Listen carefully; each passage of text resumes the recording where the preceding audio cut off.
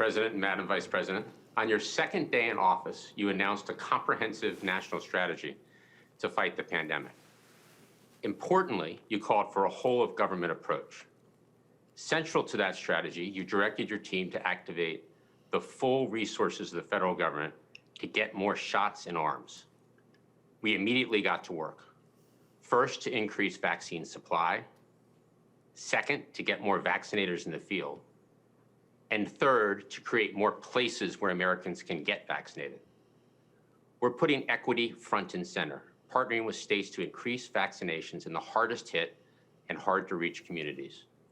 We're building new community vaccination centers from the ground up in stadiums, community centers, parking lots, and mobile units in states ranging from California to Ohio to New York.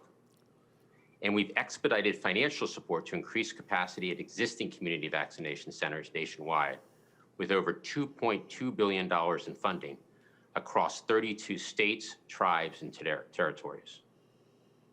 Today, we want to show you what it looks like on the ground in Glendale, Arizona. We're going to do a tour of State Farm Stadium, which started giving its first shots on January 11th. The state of Arizona is one of the first states to reach out to ask for federal help from your administration.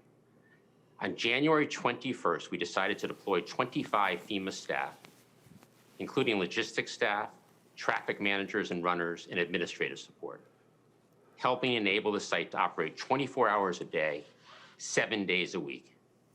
And we're funding the Arizona National Guard on site at zero cost to the state.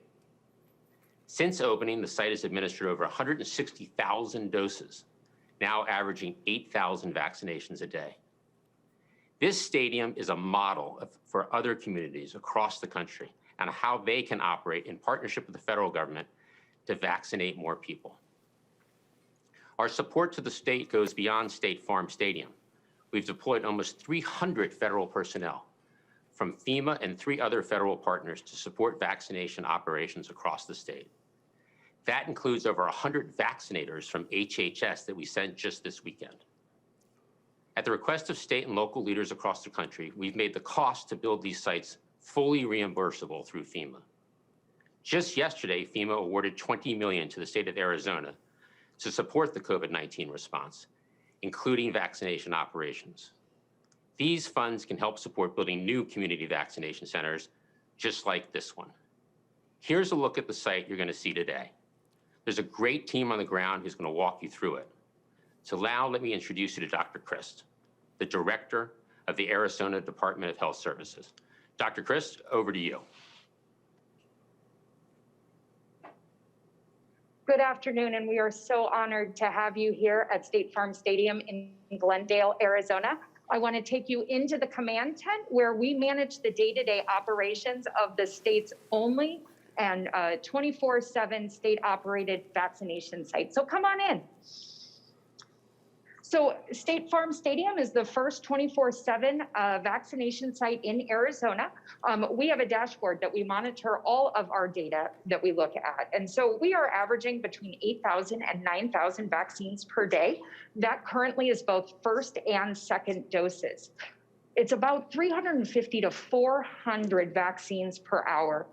And like was said, we've vaccinated almost 170,000 times out here at State Farm Stadium. This one site is responsible for over 18% of all of the vaccines delivered in Arizona since we started.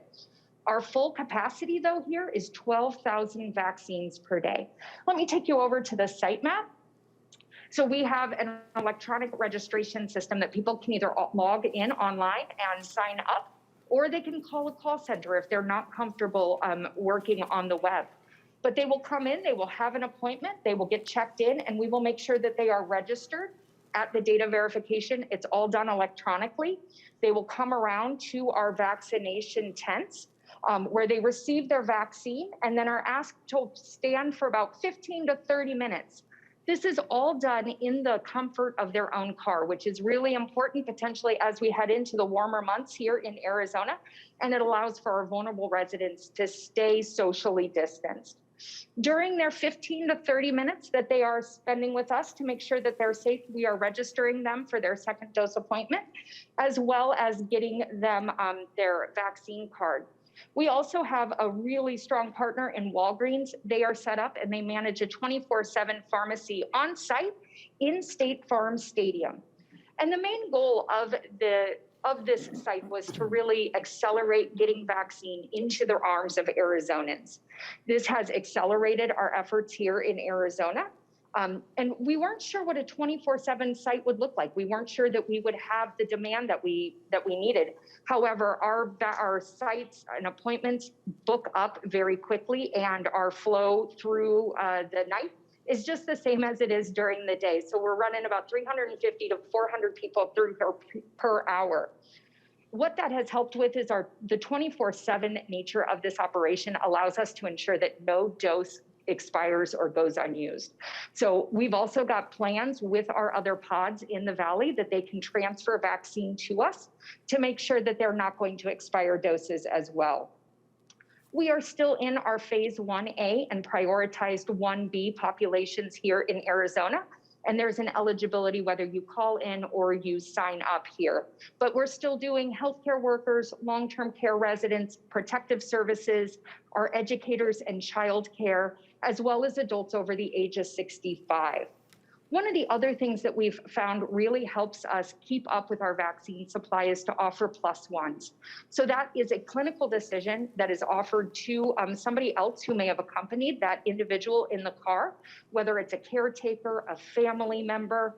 We're trying to get as many vaccines into the arms of Arizonans. So we want to make sure that all of those around some of our vulnerable residents are protected. The other thing, we have a very large influx of winter visitors and migrant agricultural workers to Arizona this time of year. So Arizona has made the decision not to restrict vaccination to residents. You can be from anywhere in the United States and we will still vaccinate you if you are able to get a partnership. And the final thing I want to touch on is this could not have been possible without the partnerships from FEMA, from our state emergency management, but also the private-public partnerships that we've established. Without the Arizona Cardinals, Walgreens, Arizona State University, and Blue Cross Blue Shield of Arizona, we wouldn't be able to function as effectively as we have. And this site was developed to be replicable. So we can scale it up and we can send it to other sites. In fact, last week, we just opened our second state-operated site at Phoenix Municipal Stadium. We're running about 2,000 to 3,000, but it has the same capacity as State Farm Stadium does at 12,000. And in the next couple of weeks, we will be opening up our third pod down in Pima County, which is Tucson, our second most populous county here in Arizona. I'm happy to take any questions that you may have. Doctor, let me ask you, Joe Biden, let me ask you a question. Were you able to do this, would you be able to do this without federal help? The reason I ask it is a lot of states originally said, we're fine, we don't need any help, we'll just get us the vaccine and we'll be fine. Talk to me practically about what it took to get it to this stage.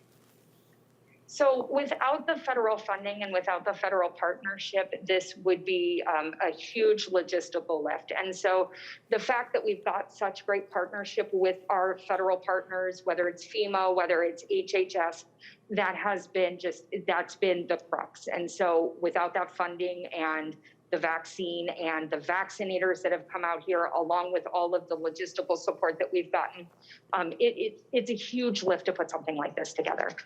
Why did you decide on this site for the drive-through? So that is a great question, Mr. President.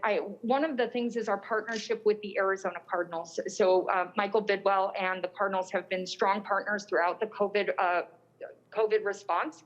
We actually had a testing site in partnership here with ASU, Arizona State University, as well as the Arizona Cardinals. So we had some of the infrastructure and the plans in place to then build into a vaccination site. But it's also got great freeway access. Everybody knows where it is. We can do freeway signs so that people can easily navigate into the parking lot. And with the NFL season in Arizona being over, it was the perfect partnership. I got a call during the Super Bowl from the commissioner of football and offering us, the federal government, the 30 major stadiums. So I think they're going to be coming to you to look at how you did it because you're doing such a great job. One last question. Do you, I was pleased and a little surprised to hear that if a caretaker drove somebody, or if I assume a family member drove someone who qualifies to get the shot, they would also qualify as well. Is that correct? Yes, it's a clinical decision made on site at the time. It depends on our vaccine supply and the capacity that we have at the site to be able to register that additional person. But we really try. We know that people are in constant contact with family members and loved ones. And the more we can do to surround them with vaccinated people, like their caretaker, it just keeps people safer. Well, one of the things you may recall, the Vice President and I announced about 15 days ago that we we're going to try to get 100 million shots in 100 days into people's arms. We found out we didn't quite have the supply of vaccine we thought initially. We're all set now, but we're exceeding that number. And so because of folks like you who are dedicated, and I just want to, before I turn it over to the Vice President, she may have some questions, I just want to thank you for your dedication. You're saving people's lives, short-term and long-term. So thank you, thank you, thank you. I'm looking forward to meeting you one day. Hi, Doctor. I joined the president. Thank you, thank you. This is an incredible model. How are you reaching out to your hardest hit communities and those who may have a difficult time with transportation or just proportionally are some of the hardest hit, but maybe not receiving the vaccine at the greatest numbers? What kind of outreach are you doing? We lost you, Doc. Uh-oh, you're muted. Am I good Yep. right now? You're good. Yep. Does that work? Okay, perfect. Okay, sorry, the technical. So that is a really great question, Madam Vice President, and something that here in Arizona we feel strongly about. So this is just one portion of our state vaccination plan. So we are looking to partner with community leaders to put community-based pods in some of those hard to reach and targeted zip codes. We have contracted with communications groups that specialize in reaching our Hispanic, Latino, or our hard to reach populations to do intense communication about the importance of vaccine. We're also working with our state's Medicaid program to ensure that we've got non-medical transport available that they can use if they want to come out here to one of these sites or any other sites. And we're also taking advantage of the CDC's retail pharmacy partnership to make sure that we're getting those vaccines into pharmacies in hard to hit areas, as well as our community health centers. And so that's just a little bit about the plan, but we definitely are trying to target those populations because we know how at risk they are. And my other question is, what's the proportion, do you have a sense of the folks that are getting the first vaccine versus the second vaccine? So we here are very surprised at how willing people are to get that second dose vaccine. So we've been, that was one of our lessons learned here at State Farm Stadium. We register people for their second dose before they actually leave the site. And prior, we had been just telling them we would email them. That has been great. We have high demand for second dose, and we actually take people who are looking to get their second dose, but can't find it somewhere else here at State Farm as walk-ins. That's great. Thank you for your work. And to your whole team, thank them. Doing a great job, Doc. Thank you. All right, well, now I am going to hand it over to Brittany, who is our lead clinical supervisor. She is out at the vaccination tents, and I know she's looking forward to talking with you. Thank you. Hi, I'm Brittany Hayes. I'm with Arizona State University. I'm the head charge nurse here at the vaccination pod at State Farm Stadium. So I was just going to walk you guys through the process. Let's see, I have 10 lanes here at the vaccination pod. I have 3 people in charge of each lane. I have a data verification person. They are in charge of entering and charting in the vaccine management system. Once the cars are all checked in, then they come through to the tents where I have a vaccinator and I have a clinical assist. My clinical assist is in charge of safety. They'll ensure that the car comes in, puts the car in park, all the windows are down, my car's turned off, and then they'll write the time on the windshield of when they've entered that pod. And then my vaccinator. My vaccinator is the first clinical person that a patron sees as they come through. And they are in charge of an assessment, pretty much looking for if they're acutely ill, if they have allergies, anything that we need to know so we can know if they need to stay for 15 to 30 minutes, if they're eligible for the vaccine. And then they are to give the vaccine using the proper technique and safety.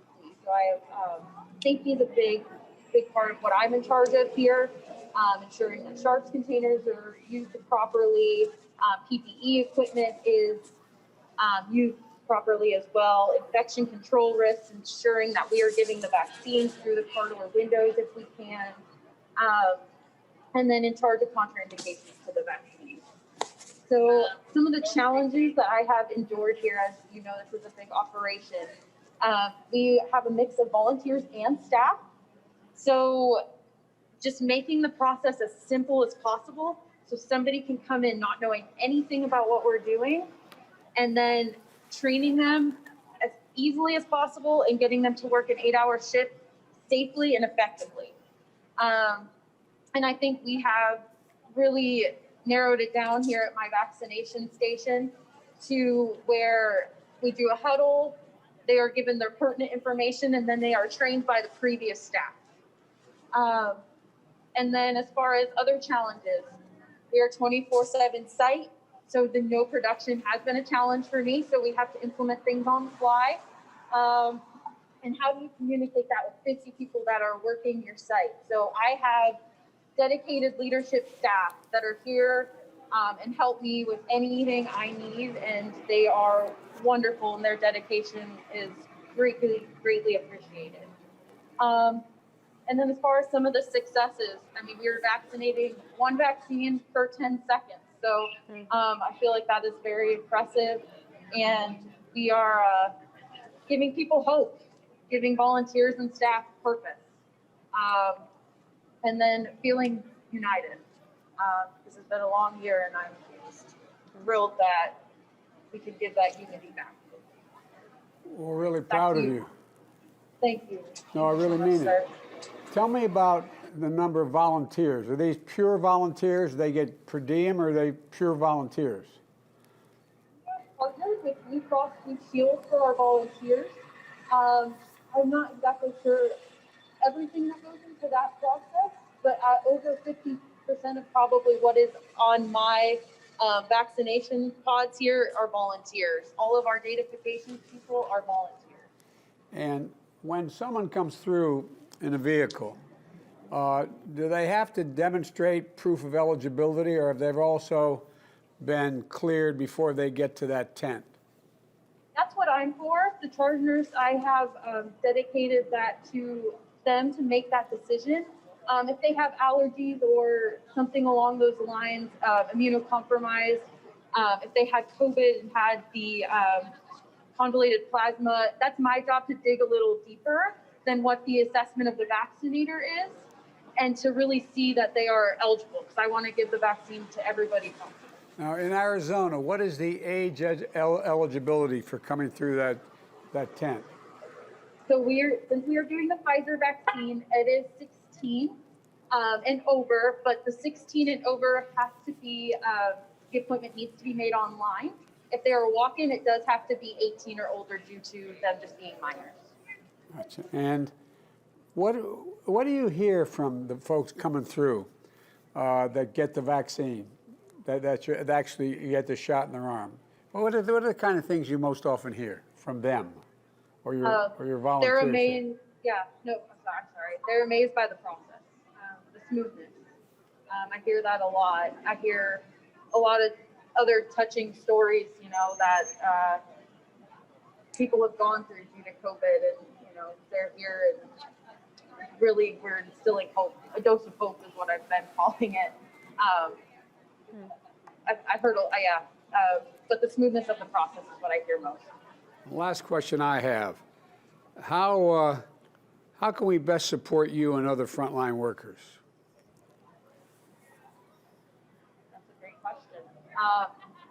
So the collaboration that I have with FEMA, all the other states, everybody that I've partnered with here, I get nothing but the utmost support. And it's been amazing to collaborate with everybody.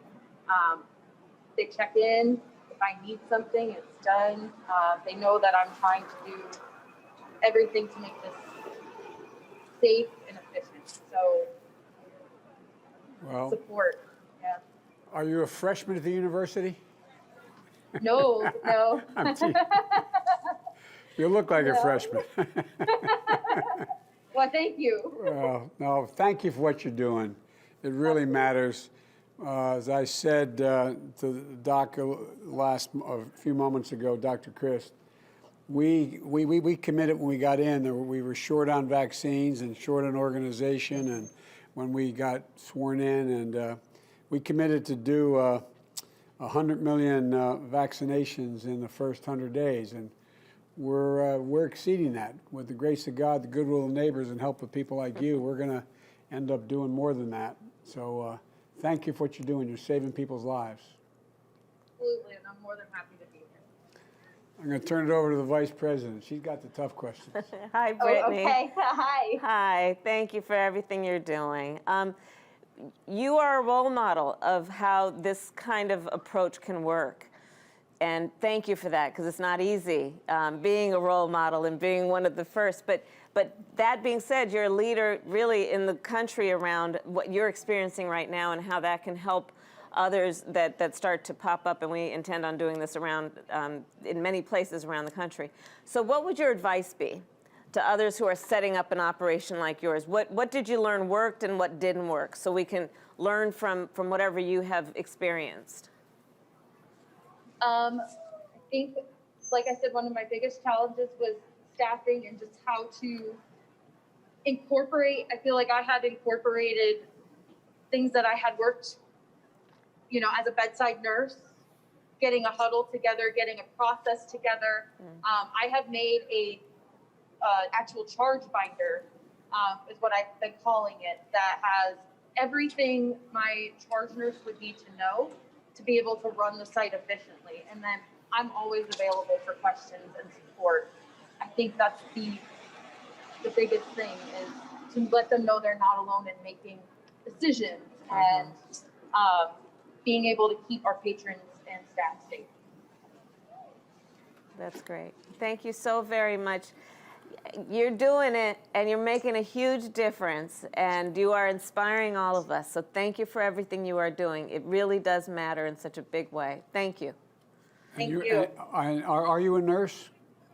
I am. I'm a nurse. I'm an RN. I've been an RN for about 9 years now.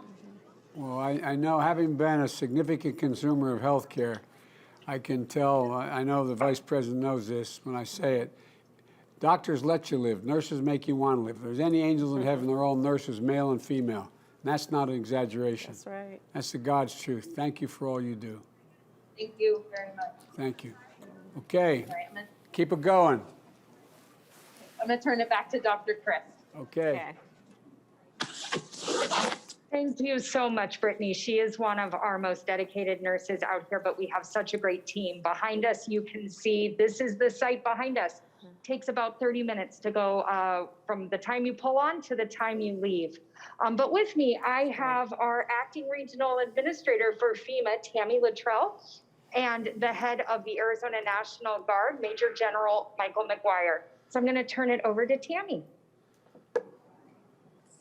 Good afternoon, Mr. President and Madam Vice President. It is such an honor today to be a part of this state's initiative to stand up what I call one of the most efficient and effective vaccination centers, to just be able to see all levels of government and the private sector, as well as all of the volunteers, come together to help the American people get vaccinated, is going to help us as a FEMA team be able to go back to California and be able to set up our vaccination centers in Oakland and in Los Angeles next week. The one thing that I would add to the number of FEMA employees that we have deployed across the nation, we have now a total of 991 FEMA employees deployed to help with these efforts. The one thing that we're doing is working very closely with CDC and our public health professionals on how can we reach those in underserved communities. So what we're going to take back when we operate and we open those two sites in Oakland and Los Angeles is we are going to provide mobile teams. And these mobile teams are going to be able to reach those who are not able to drive or get to a vaccination center. We also just want to emphasize that FEMA is providing 100% reimbursable financial support to our states, to our tribes, to our territories, and it's really important. We're also supplemental providing food support, also meals on, similar to like what we normally know as Meals on Wheels, but to be able to get food to those who are not also able to get out. Of course, we cannot do this big lift of standing up by scratch. As you can see, we're showing you today an efficient and effective operation. In order for us to replicate this and to be able to open timely so that we can reach your 100-day goal, we are partnering with the Department of Defense, also the United States Department of Agriculture and Health and Human Services to be able for us to replicate what we see and what we have learned here today. With that, sir, I believe I'd like to just take a moment just to share two examples that we have heard of, and that is the Navajo Nation. Yep. So as we support the Navajo Nation, we are going to stand up 4 vaccination centers. This will help increase their access to the vaccination, as well as take the burden off of their tribal members from having to drive in these austere winter conditions that they are experiencing right now. And then we also have our FEMA Corps teams who are helping us in the state of Kentucky. And they are also very mobile, and they are helping those seniors and those 65 or plus to be able to register and to be able to help them also enroll or do whatever it takes to be able to get vaccinated. We also want to help open schools safely. So bottom line, we want to help those at risk, and we want to get back to where people can move around, get around, and be educated as well. With that, I just want to close with expressing my deep appreciation for those of you working here at this stadium, the State Farm Stadium, all of you. I had an opportunity to come to both the day shift and the night shift. Just can't thank you enough. The positive attitudes of those performing jobs that they traditionally don't do. But it's all about the willingness, the attitude, and the heart condition that we have all come together in order to make this happen. So with that, I also want to just close with thanking you, Mr. President and Madam Vice President, for your leadership and leading the way. Well, thank you. I will now turn it back over to you, Mr. President. Well, first of all, thank you. You're doing one heck of a job. One of the things that when we started to try to figure out what we were going to do when we came into office, because there wasn't much of a transition, we didn't have, we weren't given a lot of information. And some of the information we had turned out not to be accurate in terms of vaccine supplies, and we met virtually with all the governors. And the governors basically said, just send us the vaccine, we'll take care of it. And the fact is, I think they and everyone else vastly underestimated the logistical needs that go with having the vaccine, assuming you have enough vaccine. And so one of the first things we did was called in FEMA, and also contacted every governor general and told them that we'll pay for the National Guard. It won't be their expense because you guys are and women are badly needed. And in addition to that, the Defense Department has has allocated over 1,000. They're going to go up to 100,000 people who are going to be helping along, 10,000 people who are helping along the way. So I just want to thank you for the coordination.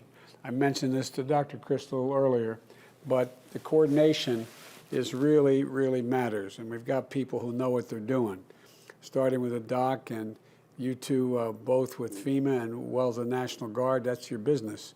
You know how to get it done. And so, and you are really doing it. I just think what you put together is amazing. Our hope is that we're going to be able to not only keep the commitment to get 100 million shots in people's arms by the first 100 days. I think we'll exceed that considerably, but also we've now been able to go out and talk personally with the vaccine manufacturers. They've upped significantly the commitments to the amount of vaccine they'll produce and when it will be produced. And so things are beginning to click. People are beginning to feel that they can find their way to get the vaccine. And lastly, one of the most important things for us, and you mentioned what's happening on the Navajo tribe, I've met with the leaders, is that it really does matter that we have access to the people who are most in need and most affected by the COVID crisis, dying at faster rates, getting sick at faster rates, but not being available, not being able to get into the mix. And so equity is a big thing, and I want to thank you all three of you for engaging in that. But we're going to hear from, I'm going to turn this over to the Vice President, but General, I hope we're going to hear from you as well after the Vice President says something to whatever she wants to say, okay? Thank you, Mr. President. Just a quick question. Ms. Luttrell, can you talk a little bit about what you think will be the challenges in terms of the mobile units and what will be the strengths of that? Because again, we're going to be watching these first rollouts as a model for what we do in other places. So from the ground, what do you see as being the challenges and the strengths of that operation around mobile units? Sure. I would start with the strengths only because I've talked to our CDC partners and the public health professionals, where at first I thought we were going to have, be using or depending upon our mobile command vehicles out of our detachment, our MERS detachment out of FEMA, which they are still going to assist and help us because they have the means to technology where we could take on the road and then also be able to allow those who need to enroll be able to do so at ease.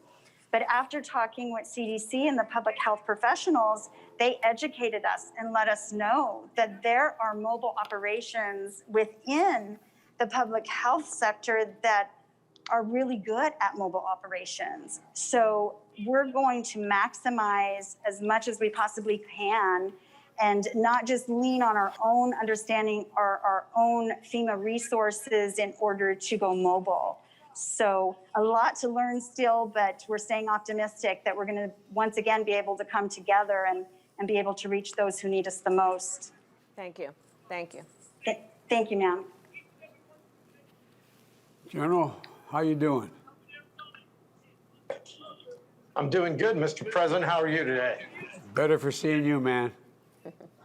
Well, we appreciate the partnership with FEMA and all the DOD, all our federal partners that have been out here, IHS, HHS, all the things that have happened. In Arizona, as you know, we have 15 counties and 22 tribes that have sovereign lands inside the borders of Arizona. And those 37 entities work collaboratively with our agency. And I have the unique and distinct privilege of not only commanding the Arizona National Guard, but functioning most analogous to Mr. Robert Fenton, your acting FEMA administrator here, at 17 other states and territories doing emergency management. Couldn't be prouder of the partnership we have, not only with our federal partners, but obviously our local county hospitals, the incident command teams, and then the guidance that we get from Dr. Christ and her team working together. And when we were brought into this problem set once the vaccine rolled out, from a military perspective, we just felt that we had to increase volume. And so the governor's office and Dr. Christ proposed a partnership here at State Farm Stadium.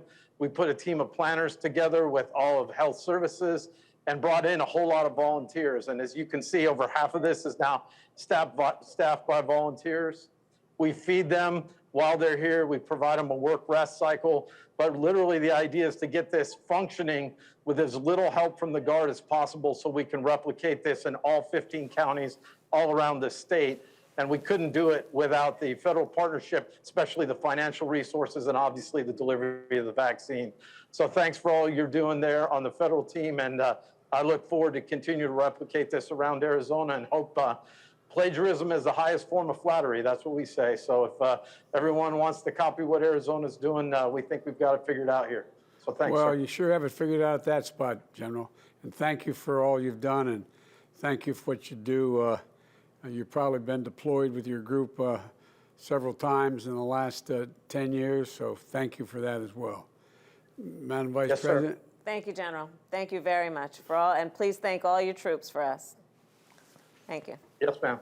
And Dr. Chris, thank you for the tour and meeting some of your frontline workers. I'm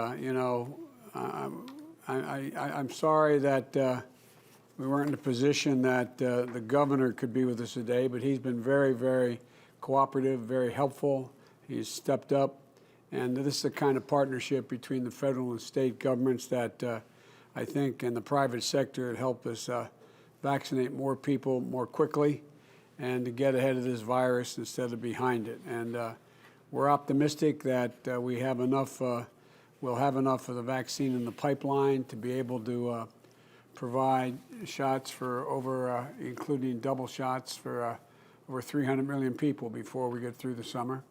At least that's our hope. And it includes getting vaccines to the pharmacy, as you pointed out to me earlier, Doc, and vaccination centers like the one you have there. And we're going to need, if we need more vaccinators, we'll send them. We'll find them for you. So let us know.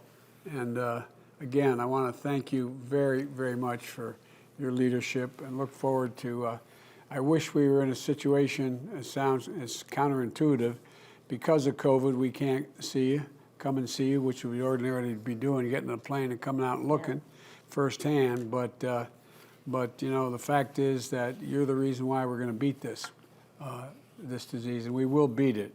You know, big or small, we're going to do whatever it takes to reach and surpass our goal of over 100 million in 100 days, and there's a lot to do, and it's going to take time.